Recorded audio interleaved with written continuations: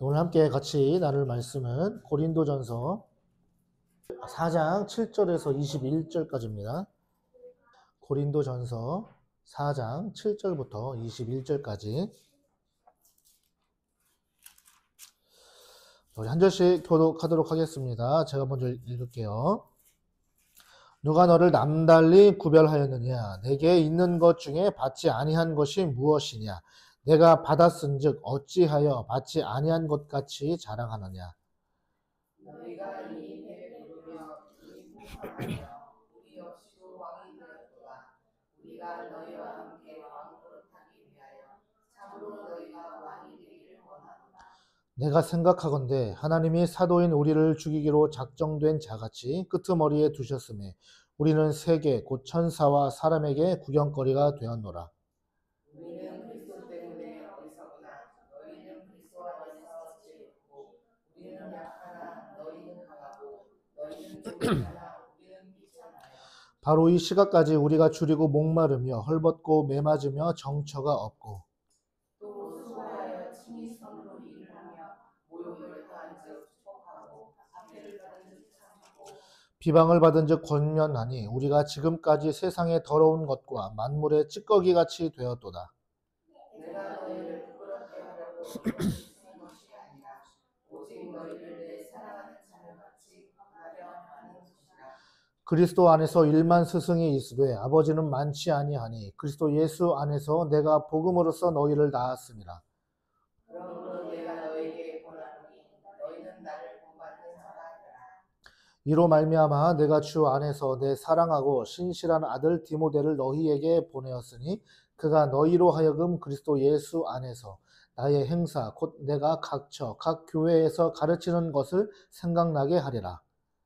어떤 이들은 내가 너희에게 나아가지 아니할 것 같이 스스로 교만하였으나 주께서 허락하시면 내가 너희에게 속히 나아가서 교만한 자들의 말이 아니라 오직 그 능력을 알아보겠으니 하나님의 나라는 말에 있지 아니하고 오직 능력에 있습니다. 우리 같이 읽겠습니다. 너희가 무엇을 원하느냐? 내가 멸을 가지고 너희에게 나아가랴. 사랑과 온유한 마음으로 나아가랴. 아멘. 우리 지난 시간에 말씀 기억나시죠? 네, 그리스도의 일꾼인데 특별히 청지기에 대한 내용을 함께 나눴습니다. 그래서 사도 바울은 청지기로서 하나님 앞에 결산받을 날이 분명하게 있다. 더불어 사역자들도 마찬가지다라는 거죠. 자, 그 본문에 이어서 지난주에 이어서 이제 오늘은 사도 바울이 자신을 포함해서 사역자들, 특별히 이제 고린도 교회를 함께 세웠던 아볼로와 함께 성도들과 그 사역자들을 이제 비교하고 있습니다. 이제 오늘 말씀을 한번 보면 우리 지난주 사도 바울은 6절에서 고린도 교인들의 교만에 대해서 지적을 했어요. 교만함에 대해서. 그리고 이제 더 한 걸음 나가서 이제 오늘 본문 7절에서 13절까지는 이 교만을 일삼는 고린도 교회 성도들하고 그리고 바울을 자신을 포함한 아볼로와 함께 그 사역자들을 이제 비교하고 있다는 거예요. 그래서 그들의 교만을 더 드러내고 있습니다. 그 교만함을 더 드러내기 위해서 7절에서 고린도 교회 성도들을 향해서 세 가지 질문을 던집니다. 7절을 보시면 누가 너를 남달리 구별하였느냐? 내게 있는 것 중에 받지 아니한 것이 무엇이냐? 내가 받았은즉 어찌하여 받지 아니한 것 같이 자랑하느냐? 이 세 가지를 질문하고 있습니다. 이 7절에서 그런데 우리가 주목할 것은 지금까지는 사도 바울이 고린도 교회 전체를 향해서 너희라는 말을 많이 했어요. 그러니까 전체를 가리키는 말을 사용했다는 거죠, 단어를. 그런데 오늘 본절을 보면요, 뭐라고 표현하죠? 너라고 표현하고 있다는 거예요. 그러니까 인칭이 바뀌었어요. 그러니까 너라는 2인칭을 사용함으로 인해서 고린도 교회 성도들 입장에서 이제 이 편지를 읽을 텐데 마치 나에게 직접적으로 사도 바울이 나에게 말하는 것 같은 느낌을 충분히 전달해주고 있다라는 거죠. 자, 그래서 누가 너를 남달리 구별하였느냐? 내게 있는 것 중에 받지 아니한 것이 무엇이냐? 네가 받았은즉 어찌하여 받지 아니한 것 같이 자랑하느냐? 이렇게 너를 지칭하고 있다는 거예요. 자, 이것을 읽는 편지를 읽는 이 고린도 교회 성도들 입장에서 사도 바울이 나에게 1대1로 직접 말하는 것 같은 느낌을 주게 되는 거죠. 그렇다면 왜 갑자기 2인칭을 사용했을까? 자, 예를 들어서 우리 한번 생각을 해보세요. 자, 이렇게 말할 수도 있습니다. 이런 상황들이 있습니다. 누가, 한 교회 안에서 어떤 성도가 얘기하는 거예요. 우리 교회는 좀 사랑이 없는 것 같아. 우리 교회는 이렇게 새신자가 와도 별로 환영을 안 하고, 그들이 잘 정착할 수 있는 그런 시스템도 없고, 뭐, 성도들 보면 그렇게 헌신적이지도 않아. 이렇게 말을 했다고 가정해 봅시다. 자, 그렇다면, 이렇게 말을 했다는 것은 내 문제로 받아들이는 거예요? 아니면 공동체의 책임으로 받아들이는 거예요? 그렇죠. 공동체에 돌리는 거예요. 그러니까 나는 안 그러는데 누가 그렇다는 거예요? 너희들, 여러분들이 그렇다는 거예요. 그러니까 우리 공동체의 시스템이나 다른 성도들이 사랑이 없는 것으로 여기는 것처럼 말하게 되는 거죠. 바로 이런 거예요. 그러니까 받아들이는 차원이 다르다는 거죠. 그러니까 사도 바울은 완전히 고린도 교회 성도들 개개인에게 직접적으로 말하는 것처럼 표현을 함으로써 성도들이 나에게 해당되는 말씀이 아니네. 미꾸라지 같이 좀 빠져나가려고 하는 그런 것들을 철저히 차단하고 모두 한 사람 한 사람이 전부 다 자신의 책임으로 느낄 수 있도록 자신의 문제점을 볼 수 있도록 그렇게 일부러 고의적으로 너라는 지칭을 사용했다라는 거예요. 그래서 교회 공동체 안에 문제가 있을 때 어떤 문제가 야기됐을 때 누구부터 돌아봐야 되는 거예요? 그렇죠. 나부터 돌아봐야 되는 거예요. 자, 그렇다면 사도 바울이 7절에서 고린도 교회 성도들 한 사람 한 사람에게 이 질문을 왜 했을까요? 7절은요, 6절의 연장선이기 때문에 6절에서 무엇을 말했는지 우리가 다시 한번 살펴볼 필요가 있죠. 지난주 말씀을 기억나실지 모르겠습니다. 사도 바울이 6절에서 교만에 대해서 말했어요. 6절에서 말하는 그 교만의 정의는 이것이었어요. 다른 사람보다 내가 더 그 위에 높이 서서 나의 생각과 그리고 행동에 대해서 옳다. 그 옳음을 나타내려고 할 때 그것이 무엇이다? 교만이다라는 거예요. 결국 이 말은 무슨 말이에요? 자기 자랑이라는 거죠. 자랑이 많다는 것은 그만큼 교만하다는 말이에요. 그래서 그렇게 자랑이 많고 자랑만 일삼는 고린도 교회 성도 개개인들에게 사도 바울이 7절에서 이렇게 질문하고 있는 거죠. 자, 그러면 7절에서 지금 몇 가지 질문했다고 했죠? 3가지였어요. 그 3가지에 담긴 의미, 사도 바울이 무엇을 이끌어내고 있는가? 그것을 한번 우리가 이 시간에 잠깐 한번 살펴보도록 하겠습니다. 자, 누가 너를 남달리 구별하였느냐? 여기서 구별이라는 말이 나오죠? 왜 그러냐면, 하나님이 우리를 부르셨을 때, 우리에게 구원의 은혜를 허락하셨을 때, 그것이 전적으로 누구의 은혜예요? 하나님의 은혜예요. 나의 공로가 있습니까? 하나도 없어요. 오로지 하나님이 하시는 거예요. 그러니까 고린도 교회 성도들을 누가 택하신 거예요? 하나님이 택하신 거예요. 그런데 이 고린도 교회 성도들은요, 그것을 특권으로 여기고 있었다는 거예요. 그러니까 다른 여러 지역들의 교회가 있는데 그 교회들 가운데에서도 특별히 자기들을 부르셨다는 거예요, 하나님이. 그러니까 자신들의 우월성을 드러내고 자랑하고 싶어하는 그 옛사람의 본성을 아직 버리지 못하고 있음을 사도 바울이 지금 끄집어내고 있다는 거죠. 그래서 예수 안에 있는 모든 사람들은 차별이 없다. 차별이 없이 모두 다 동일하게 하나님의 은혜를 맡은 자들이다. 이렇게 여길 수가 있는 겁니다. 자, 두 번째는요. 내게 있는 것 중에 받지 아니한 것이 무엇이냐 이렇게 질문합니다.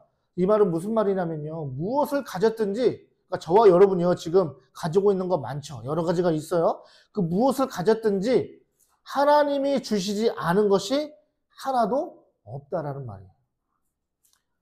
여러분들이 소유한 모든 것은 다 어디로부터 왔습니까? 네, 하나님께로부터 왔다라는 거예요. 여러분들이 지식을 가지고 있어요? 내가 공부해서 된 것 같아요? 아니에요. 그것도 하나님이 주셨다는 거예요. 그 지식을 깨닫고 알 수 있도록 하셨다는 거예요. 재물이 있어요? 어떤 가문의 혈통이 있어요? 내가 이 대한민국이라는 땅에서 태어났어요? 나에게 믿음이 있어요? 나에게 어떤 재능들이 있어요? 모든 것들 다 누구에게요? 하나님으로부터. 하나님이 주셨다는 거예요.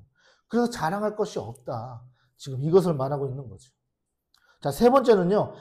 내가 받았은즉 어찌하여 받지 아니한 것 같이 자랑하느냐. 이게 무슨 말이냐면 내가 가진 전부가, 지금 내가 누리고 있는 모든 것이 하나님의 선물인데 마치 하나님의 선물이 아닌 내가 내 힘으로 노력해서 받고 누리고 있는 것처럼 자랑하고 있는가, 이 말입니다. 하나님께 받지 않고 자신의 힘으로 쌓아 올린 것처럼 왜 자랑하느냐, 이렇게 사도 바울이 말하고 있는 거예요. 그러니까 종합해 보면요, 여러분, 자랑이 많으면 많을수록, 자랑을 하면 할수록 그 사람은 은혜를 모른다가 되는 거예요. 그 은혜를 모른다라고 인정하는 것과 똑같은 거예요. 그러니까 우리는 교회 안에서 자랑할 필요가 전혀 없는 것입니다. 자랑하지 마시길 바라요. 교회 안에서 고린도 교회 성도들처럼 자신이 가지고 있는 지혜, 부, 은사, 직분 뭐 이런 것들을 자랑하면서 자신을 다른 사람보다 우위에 있음을 보인다면 그 별것 아닌 것 한 가지, 그것 때문에 교회에 분열의 틈이 만들어진다는 사실을 우리는 반드시 기억해야 될 줄 믿습니다. 그래서 우리가 자랑할 것은요, 무엇이에요? 십자가밖에 없는 거예요. 자, 사도 바울은 고린도 교회 성도들이 이 7절을 깨닫지 못할 것을 대비해서 8절부터 13절까지 이 말씀에서 마치 확인 사살을 하듯이 이렇게 말하고 있어요. 자, 이 단락에서는 배부른 성도들과 그리고 미천한 상태에 있는 사도인 자신과 아볼로를 이제 본격적으로 비교해서 말하고 있습니다. 자, 우리 8절 한번 보겠습니다. 8절 한번 읽어보겠습니다. 다 같이 시작. 너희가 이미 배부르며 이미 풍성하며 우리 없이도 왕이 되었도다. 우리가 너희와 함께 왕 노릇하기 위하여 참으로 너희가 왕이 되기를 원하노라. 자, 이 8절은요, 이 두 부분으로 나눌 수가 있어요. 상반절과 하반절인데, 상반절은 너희가 이미 배부르며 이미 풍성하며 우리 없이도 왕이 되었도다. 자, 이 말은 고린도 교회 성도들의 영적 상태가요, 더 이상 부족감을 느끼지 않고 자만한 상태가 되었음을 말하고 있는 거예요. 그러니까 사도들로부터 복음을 전해 들었죠? 사도들로부터 복음을 전해 들었음에도 불구하고 말씀대로 살지 않으면서 이제 우리는 복음을 다 안다. 이제 우리는 더 이상 깨달을 게 없다. 우리는 더 이상 부족한 게 없다. 이제 사도들은 필요 없으니 우리는 내가 깨달은 대로, 내가 생각한 대로 살면 된다. 이러한 식으로 생각하면서 스스로 왕이 되었다, 이 말인 거예요. 자, 하반절. 우리가 너희와 함께 왕 노릇하기 위하여 참으로 너희가 왕이 되기를 원하노라. 이 말은 그럼에도 불구하고 바울은요, 고린도 교회 성도들이 깨닫기를 간절히 원하는 심정으로 제발 너희들 스스로 왕이 되지 말고 장차 마지막 날에 주님이 다시 오실 그때에 우리가 함께 주님과 함께 왕 노릇할 그날이 있는데 그날을 사모하며 그때 왕 노릇하는 것을 사모하자. 그날을 기다리자. 지금 왕 노릇하지 말고 그날에 주님과 함께 왕 노릇하기를 원한다. 사도 바울이 이렇게 권면하고 있는 거죠. 자, 그러면서 성도들과 반대인 상황에 놓여져 있는 사도인 자신과 아볼로를 이렇게 설명합니다. 이제 9절부터 13절까지.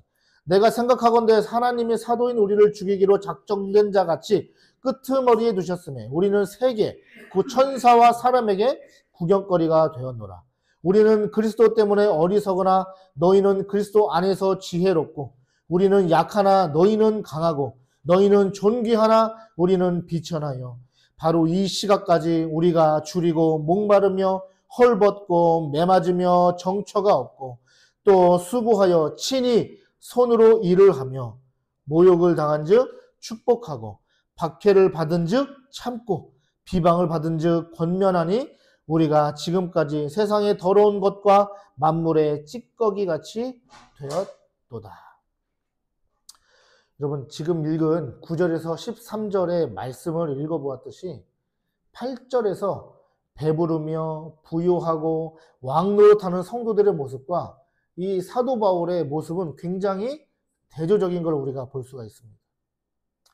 복음을 위해서, 교회를 위해서, 하나님의 나라를 위해 고난당하는 바울과 아볼로의 모습을 보여주고 있죠. 특히 9절은요, 당대의 성도들이 가장 잘 이해할 만한 상황으로 사도 바울이 묘사한 거예요. 여러분, 로마의 콜로세움이라는 이 유적이 있습니다. 아시죠? 콜로세움. 거기에서는 어떤 일이 있었죠? 과거에 검투사들이 거기서 시합하고 경기하고 또 때로는 사형수들, 죄수들이 맹수들에게 찢겨 죽는 그런 장소였습니다. 바울은 바로 자신과 사도들이 이 원형 경기장 안에, 이 콜로세움 안에서 맹수들에게 죽음을 앞둔 죄수가 되어서 구경거리가 되었다는 것으로 자신들이 겪는 고난과 그리고 고통 가운데 있음을 사실적으로 지금 말해주고 있다는 거죠. 그만큼 바울과 사도들, 여러 사역자들은 복음을 전하는 일상 가운데 지극히 낮은 자리에서 극심한 고난과 고통 가운데서도 무엇을 위해서요? 복음을 위해서 일하며 성도들을 위해서 이렇게 섬기고 있는데 어찌 너희 고린도 교회 성도들은 가면 갈수록 시간이 흐르면 흐를수록 교만하여져 가고 있는가, 이렇게 한탄하면서 그들이 회개하기를, 돌이키기를 간절히 원하는 심정과 마음으로 이렇게 말하고 있었다라는 것입니다. 13절까지는요, 사도 바울의 절절한 심정 가운데 우리가 격양된 메시지를 살펴볼 수가 있어요. 그런데 14절부터는 다소 조금 바뀝니다. 절제되고 차분한 어조로 좀 바뀌어요. 자, 한번 보도록 하겠습니다. 자, 앞서 바울은 자신과 성도들의 삶을 비교했죠. 사도 바울은 꾸짖는 메시지로 인해서 감정이 상할 수도 있는 성도들이 있을 것을 염려해서 메시지의 어조를 바꾼 것으로 보입니다. 사도 바울의 성도들을 위한 배려인 거죠. 보시면 14절, 내가 너희를 부끄럽게 하려고 이것을 쓰는 것이 아니라 오직 너희를 내 사랑하는 자녀같이 권하려 하는 것이라. 사도 바울은 14절에서 성도들을요, 달래주는 듯한 표현을 사용합니다. 자신의 삶과 성도들의 삶을 비교하면서 사도 바울의 고난의 삶을 강조한 것은 고린도 교회 성도들의 삶을 부끄럽게 하려는 의도가 아니라는 거예요. 그 마음은 부모가 잘못을 하고 있는 자녀에게 권면할 때의 그 마음이다, 이 말입니다. 남의 잘못을 들춰내려는 의도와 목적이 아니라 부모가 자녀에게 옳은 길을 권면할 때 그 마음이라는 거죠. 왜 그렇게 사도 바울은 자신 있게 말할 수 있는가? 그 이유에 대해서 15절에서 이렇게 말하고 있습니다.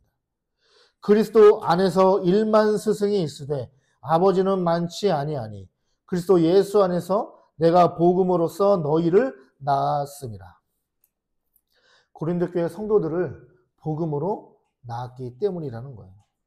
여기 보면 그리스도 안에서 1만 스승이라는 말이 나오잖아요.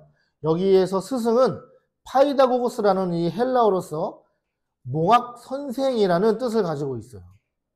몽학 선생이 뭐냐면요, 몽학 선생의 역할은 이 고대 사회에서 종의 신분인데, 이 종의 신분으로서 주인의 자녀, 6살 된 어린아이가 있으면 그 아이가 성인이 될 때까지 감독하면서 동행하면서 교육하는 역할을 맡은 자가 바로 몽학 선생이라는 역할입니다. 그런 사람입니다. 그러니까 고린도 교회 성도들에게 그 정도 수준의 많은 믿음과 신앙의 스승들을 가지고 있을지는 몰라도 아버지와 같은, 부모와 같은, 영적 아버지와 같은 자는 오직 누구밖에 없다고요? 바울 자신 한 사람밖에 없다라는 거예요. 그래서 사도 바울이 이렇게 지금 말하고 있는 겁니다. 바울은요, 고린도 성도들의 스승들을 무시하는 것이 아니에요. 사도 바울이라는 이 한 사람과 다른 수많은 신앙적 스승들과는 근본적으로 역할이 다르다는 것을 강조하고 있는 거죠. 그렇기 때문에 부모가 자녀에게 바른 길을 가게 하기 위해서 쓴소리와 사랑의 권면을 하듯 자신의 역할도 그러하다라는 겁니다. 바울의 심정이 공감이 되십니까? 왜 이렇게 말하는지 이해가 되십니까? 그 이유가 무엇입니까? 우리가 이 장면을 떠올려야 됩니다. 바울이 왜 그 부모와 같은 심정인지, 바울이 어떤 상태에서 고린도에서 복음을 전했죠? 기억나십니까? 너무 오래됐죠? 아테네에서 복음을 전하다가 실패했잖아요. 얼마나 힘들었습니까? 얼마나 그 마음이 심적으로 무너진 상태였습니까? 그 상태에서 어디로 갔어요? 고린도로 갔잖아요. 다시 한번 마음을 추스리고 이제 내가 내 사람의 말로 전도하는 것이 아니라 어떤 화려한 언변으로 전도하는 것이 아니라 오직 십자가의 복음을 의지하며 하나님을 의지하여 있는 그대로 복음을 전했을 때, 그때 고린도라는 지역 안에서 많은 믿는 자들이 생겨나게 된 거죠. 그런 상태에서 복음을 전했기 때문에 사도 바울에게 있어서 이 고린도 교회 성도들은요, 남다를 수밖에 없는 거예요. 그들을 향해서 복음으로 내가 너희를 낳았다라고 이렇게 말할 수가 있는 거죠. 자, 그래서 이 바울의 권면을 듣는 성도들이 해야 할 일이 그렇다면 무엇일까요? 16절입니다. 그러므로 내가 너희에게 권하노니 너희는 나를 본받는 자가 되라. 사도 바울을 본받으라는 거예요. 무엇을 본받습니까? 앞에서 말했죠? 9절부터 13절까지의 말씀이에요. 십자가 복음을 위하여 고난을 감수하는 삶, 고난 가운데서도 인내하며 겸손하게 서로 섬기는 삶, 비천한 취급을 받아도 예수 그리스도를 생각하면서 참된 제자의 인생을 사는 삶, 이것을 말하고 있는 것이죠. 17절입니다. 17절을 보면 이로 말미암아 내가 주 안에서 내 사랑하고 신실한 아들 디모데를 너희에게 보내었으니 그가 너희로 하여금 그리스도 예수 안에서 나의 행사 곧 내가 각처 각 교회에서 가르치는 것을 생각나게 하리라. 이러한 바울을 본받는 삶을 살게 하기 위해서 참된 그리스도인의 삶을 가르치기 위해 바울이 디모데를 어떻게 했습니까? 고린도 교회로 보냈다는 거예요. 바울이 이 디모데를 보냈을 때는요, 고린도 전서를 쓰고 있을 때예요. 집필하고 있을 때였습니다. 디모데는 신라와 함께 마케도니아에서 복음을 전하고 있었어요. 바울은 마케도니아에 있는 디모데를 고린도 교회로 이미 파송한 거죠. 그래서 우리가 이미 살펴보았던 고린도전서 1장 서두를 보면 그 인사말에 디모데는 등장하지 않아요. 그래서 고린도 교회에 바울이 아니라 디모데가 온다는 소식을 들은 이 고린도의 일부 성도들은요, 다음과 같은 반응을 보였다는 거예요. 18절이에요. 보시죠. 어떤 이들은 내가 너희에게 나아가지 아니할 것 같이 스스로 교만하여졌으나, 일부 성도들, 그러니까 성도들이 지금 전체적으로 좀 문제가 많고 교만하여졌는데 그 중에서도 더 일부 성도들은 디모데가 온다고 하니까 그렇다면 누가 안 와요? 바울은 안 오겠네. 바울은 안 오는구나 이렇게 생각한 거예요. 사도 바울이 올 줄 알고 쫄았네. 다행이네. 이런 반응인 거죠. 이런 태도를 가지고 있다는 것은 무슨 의미예요? 바울이 오면 자신들의 그 교만한 이런 모습들을 속속히 다 들여다보고 다 들추어낼 텐데 그럴 사람이 없으니 죄 앞에서 안심하는 듯한 그런 반응을 보이고 있다는 거죠. 자, 이런 상황에서 저와 여러분이 만약에 사도 바울이라고 한번 생각을 해보세요. 사도 바울과 같은 위치에 있다라고 생각해 보세요.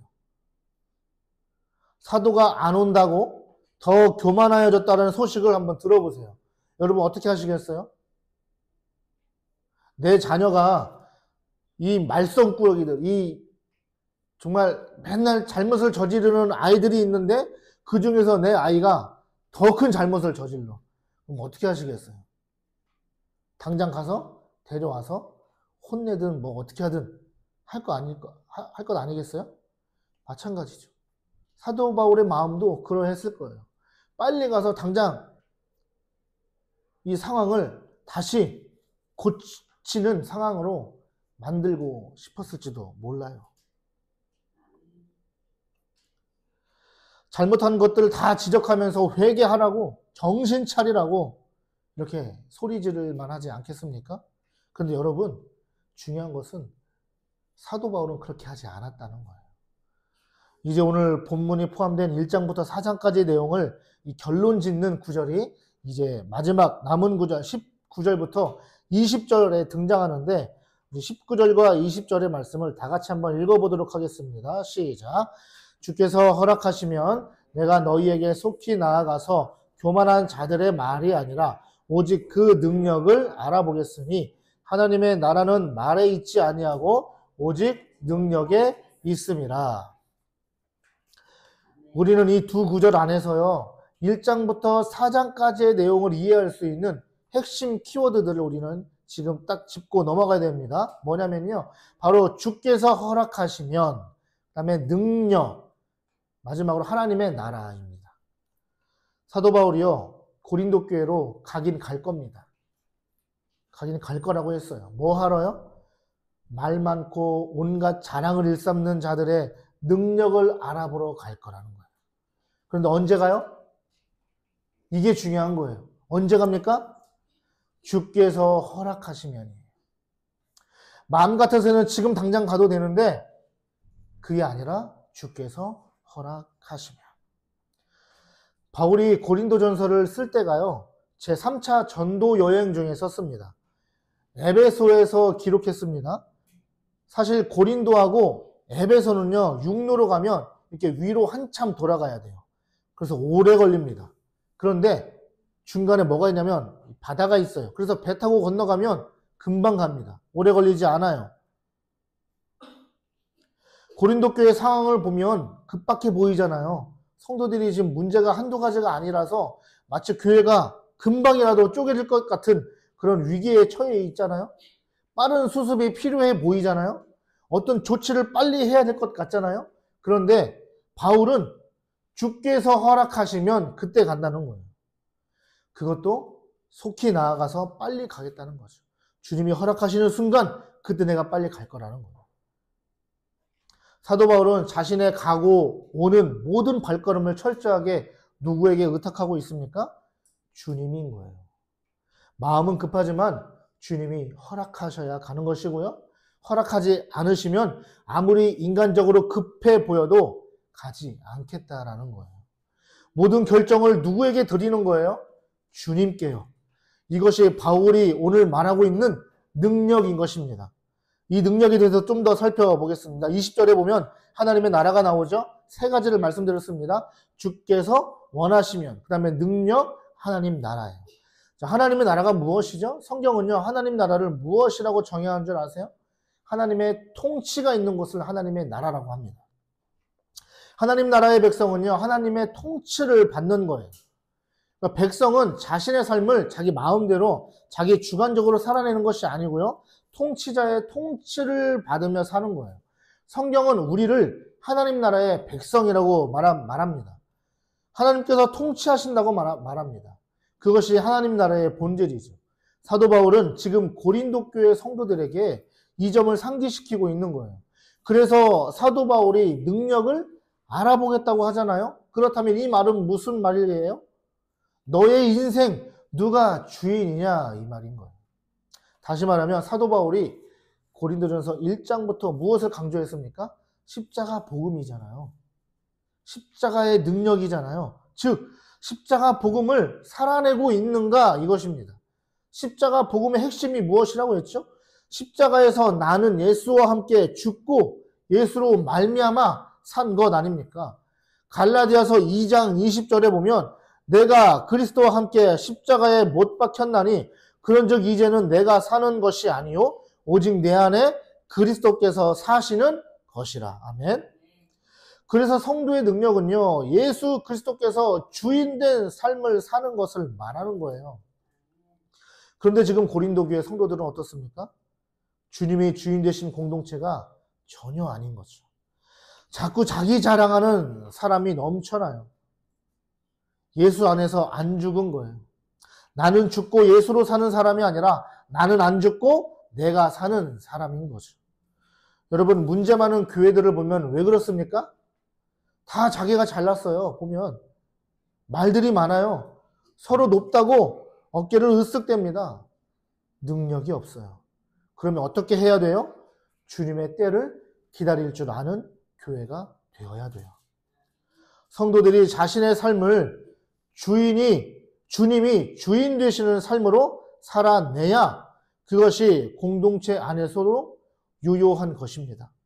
주님이 원하실 때 행동하고 말하는 삶이 되고 주님이 원하실 때 움직이는 교회 공동체가 되면 십자가 복음의 능력이 우리에게서 나타날 것입니다. 마지막 21절입니다. 너희가 무엇을 원하느냐? 내가 매를 가지고 너희에게 나아가랴? 사랑과 온유한 마음으로 나아가랴. 이제 바울은 고린도 교회 성도들에게 그들의 능력을 알아보러 갈 때 어떠한 방식으로 갈 것인지를 말하고 있어요. 중요한 것은 엄격한 모습으로 꾸짖으러 가든 사랑과 온유의 마음으로 따뜻한 모습으로 가든 그것은 철저하게 사랑에 기초한 것임을 우리가 알아야 된다는 거죠. 왜냐하면 바울은 어떤 방식으로 가든 그 결정에 대해서 자신이 정한 것이 아니라 성도들에게 먼저 묻고 있다는 거예요. 자, 21절 초반에 뭐라고 되어 있습니까? 너희가 무엇을 원하느냐. 즉 바울이 하나님이 허락하신 그때에 고린도를 방문할 것인데 그때 어떤 방식으로 바울이 갈지는요. 성도들의 결정에 달렸다는 거예요. 고린도 성도들을 향해서 바울의 그 깊은 애정이 느껴지십니까? 매를 언급했다고 해서 혼내듯이 회초리로 채찍질하러 분노의 마음을 가지고 가겠다는 것이 아니라 그만큼 고린도 교회 성도들이 자신의 잘못을 깨닫고 회개하길 바라는 사도 바울의 간절한 바람이 담겨져 있다는 겁니다. 말씀을 마무리하겠습니다. 여러분 우리 교회다운 교회가요. 이 19절, 20절, 21절과 같은 교회가 되길 소망합니다. 우리는 겸손히 자신을 돌아볼 수 있는 자가 되어야 됩니다. 우리 공동체 안에 어떤 문제들이 피어오르기 시작할 때 사도 바울의 삶과 사역을 우리가 묵상을 하고 십자가 복음의 능력을 살아내야 될 줄 믿습니다. 주님이 원하시면 그때를 묻고 그때를 깨달아 주님이 원하실 때 행동하고 말할 수 있는 교회. 성도는 역시 주님이 원하시는 때를 알고 그때를 발견해서 동일하게 서로 섬기며 말하고 사역하고 행동하는 그러한 교회 공동체. 사역자는 목사는 참된 지도자의 모습을 가지고 사역하고 성도들은 말씀을 통해서 변화받아 자신을 내세우지 않고 서로 존중하며 서로 사랑하여 하나님이 기뻐하시는 그러한 건강한 교회 공동체가 되기를 주의 이름으로 축복합니다. 우리 교회가 그러한 교회가 되기를 주의 이름으로 축복합니다. 기도하겠습니다.